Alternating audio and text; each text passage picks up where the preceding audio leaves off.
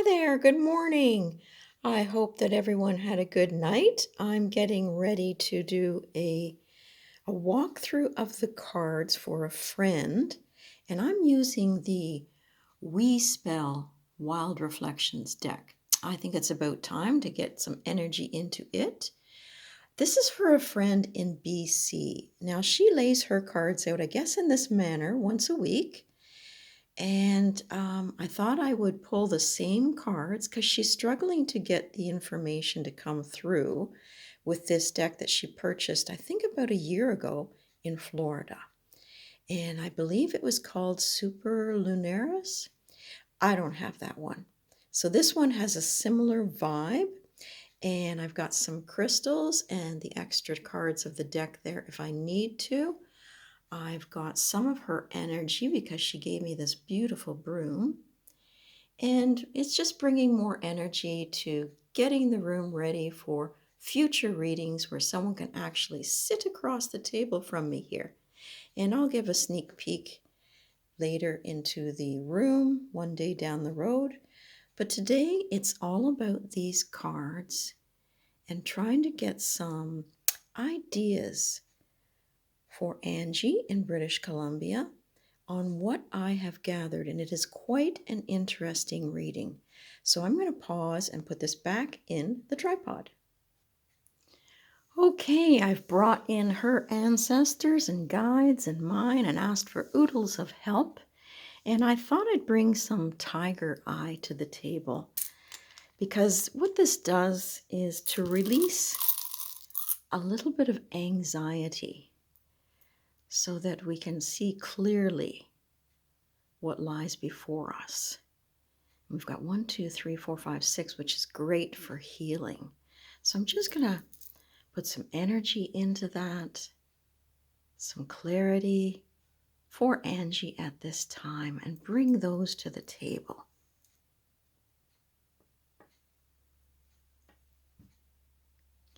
And then I also have some blue tiger's eye. And this is to bring a little bit of soothingness. So we got 1, 2, 3, 4, 5, 6, 7. Well, we'll go with 7. To help remove the struggles that she's feeling. So just bringing in some more Reiki energy to empower these stones on her behalf. And I wish she was here to hold them, but she's not. So let's bring all this to the table as well to soothe and balance thoughts and emotions. And I did bring the energy. I love reading for other people when I can bring something of them to the table. And then I brought some sesame seeds because if you've seen me use this before, it's like a door, an opening so that we can find our way through that door. And if you hear a tractor once in a while, that's my husband going up and down and grading the driveway. Okay, so that has been done. I have notes. I've been looking at this spread for about 2 days, and I definitely had to make some notes. The first thing that I noticed was, I guess, the opposites, the contradictions, because here we've got the sun and the moon. And we've got almost retreating and moving away, but yet coming together here. We've got the wonderful world card here, followed by the magician. So you can see right off the bat that there are a lot of major arcanas in this spread. So that tells us that, Angie, there's a lot of major transformation going on. But before we get into the individual cards, I did like seeing the fact that there's a movement here from darkness and into the light. And that this bond that she has, I believe, with Kev, her husband, allows her to bring some balance and healing back in. He is her rock. She has the ability to walk between worlds. You've got the moon card here and the sun card, and followed by the world card. And she is a very spiritual person. And I really like the fact that when I looked at this card here, I guess we're beginning now to go into the depth of the reading itself. Fives to me are difficulties and struggles. So this card is showing me, sorry, excuse me, that all those abilities she has to connect with spirits and ancestors, she's not on that path right now. She's over here. They are still around her, but with the hat on and the backpack, it's like she needs a little bit of space. So there's energy surrounding her, but they're too much right now. And it is the polar opposite to the sun, and it's unbalanced with the 6. And when I look at this card here and I see the cabin to me is, if I can get the lighting right, oh, I better put that back. Okay, so the cabin to me is a place of retreat, and yet you have nowhere to be that gives you the comfort and the peace that that cabin in the woods should. There's a restless energy there to me because that foot is determined and moving her forward. She's in motion, but is it just to stay warm, just to stay busy because all this energy is around her? Or is she retreating like the cabin, but retreating from that connection? Because sometimes when you have all those spiritual energies around you and that ability to tap in, it becomes, I would think, a little overwhelming at times, and it's hard to find peace of mind. But I'm just saying that even though there's that uncomfort, that she has energies around her and plenty of it. Those orb-like spirits, they're dancing all around her. And it's just that sometimes we don't want to see, sometimes we don't want to listen. So in that stillness, that darkness, it's how do we find some peace? So then what comes next is the Sun card, and that's the first major arcana. And usually if we tap into the Sun card, we're tapping into strength. And when I look at this, the 2 mallets in hand and the gong there, it's not just 1 mallet, it's 2. And to me, with the robe on, that can easily be removed. And I get the feeling that she's almost ready to go into ritual in this card.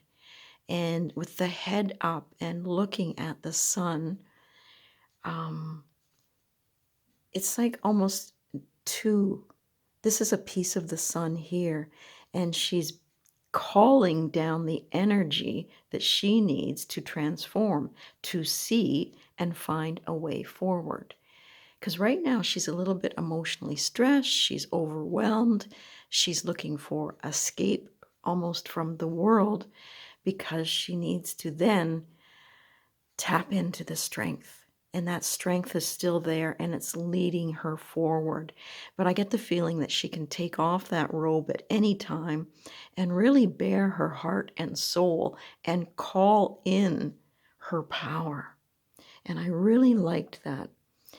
So the robe, when you take it off, you're releasing some of the burdens, and then you embrace the strength and the power that's there.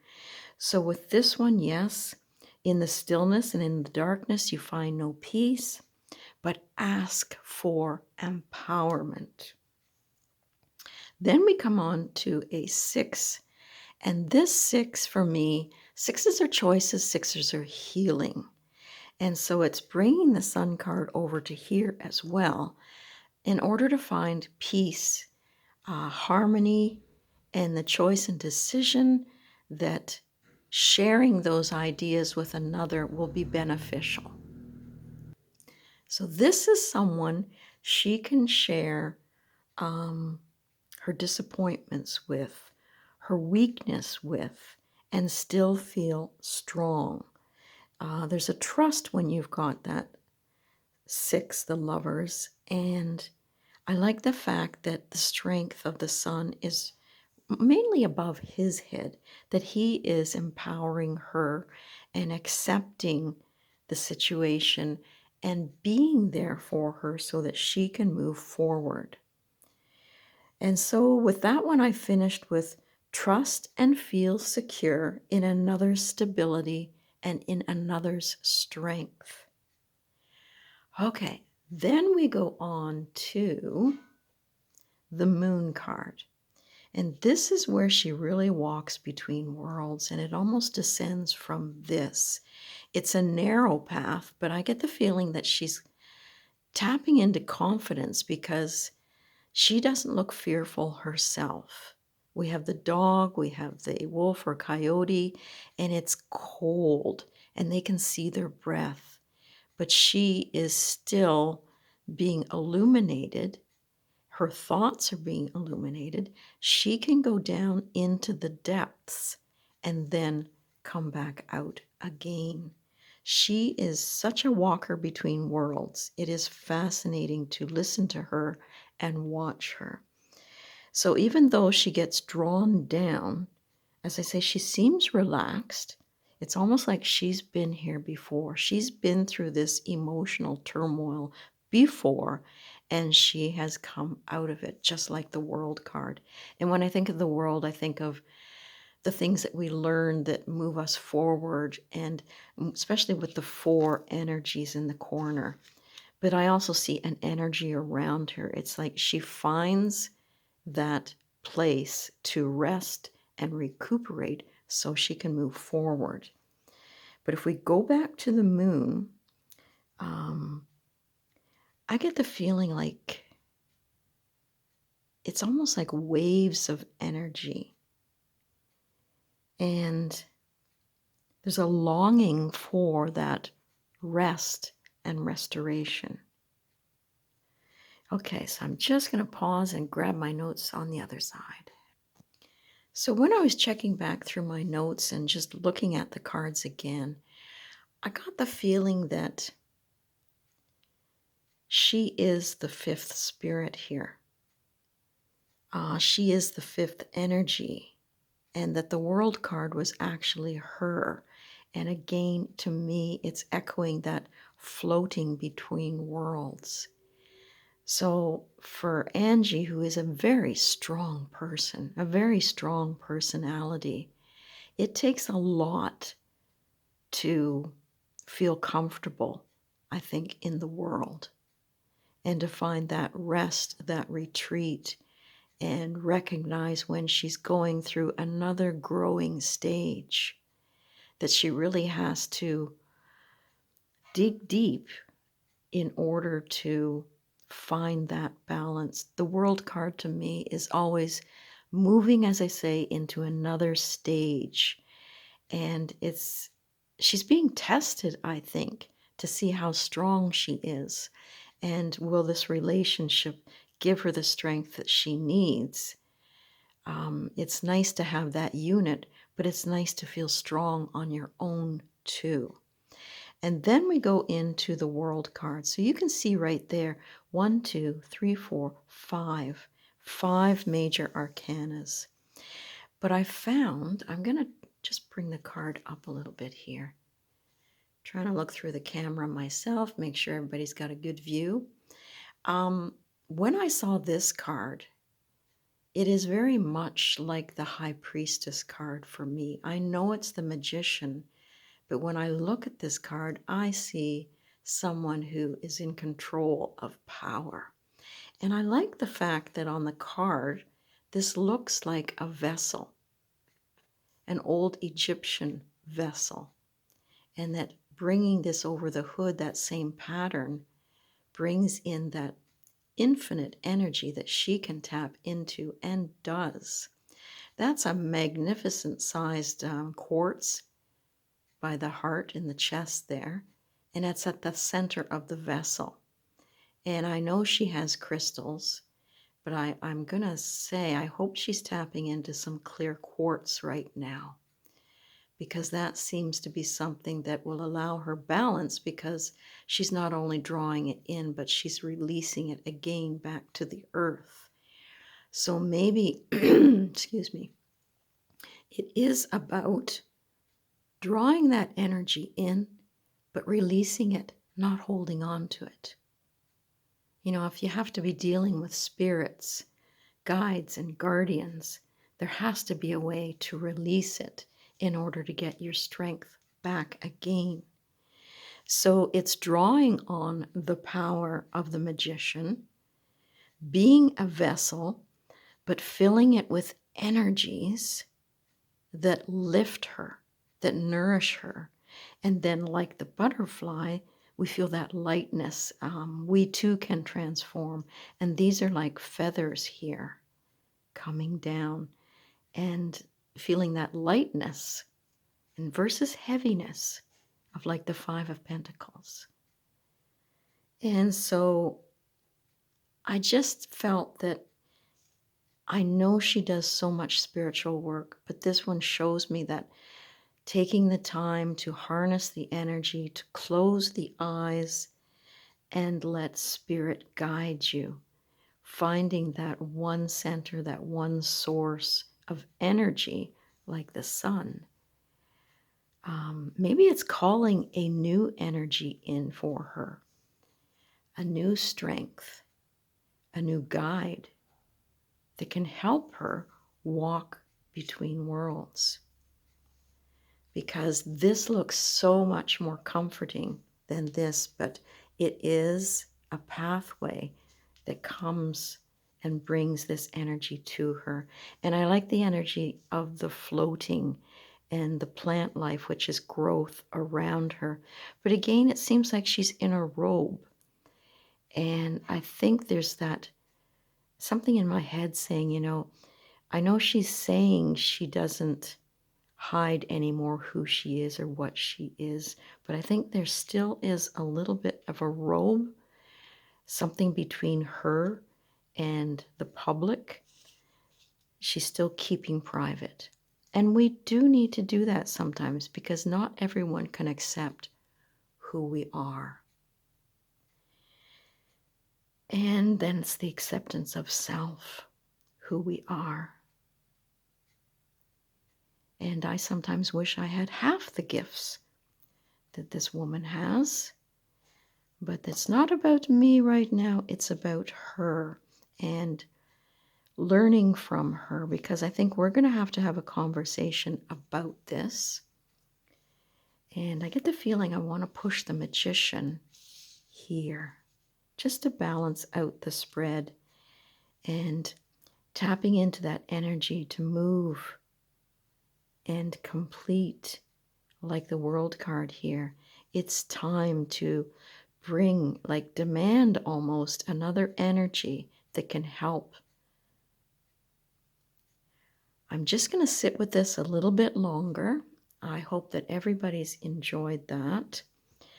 And let's just send some healing energy to Angie as a group, because she could really use some extra oomph. And I think there's a lot in the world to be shared. So this is my way of sharing energy with Angie and wishing her well. But I can see that it's just moving from the darkness into the light, really calling out and coming into your own here. So I hope that's been beneficial. That is with the Wild Reflections deck. And this is the deck where I enjoyed the minors a little bit more than the Light Seers minors. I enjoyed the majors in the light seers, but this one is calling to me too. And although I had the book, the cards seem to speak on their own. So I'm going to close it out here, draw back my energy, and wish Angie all the best.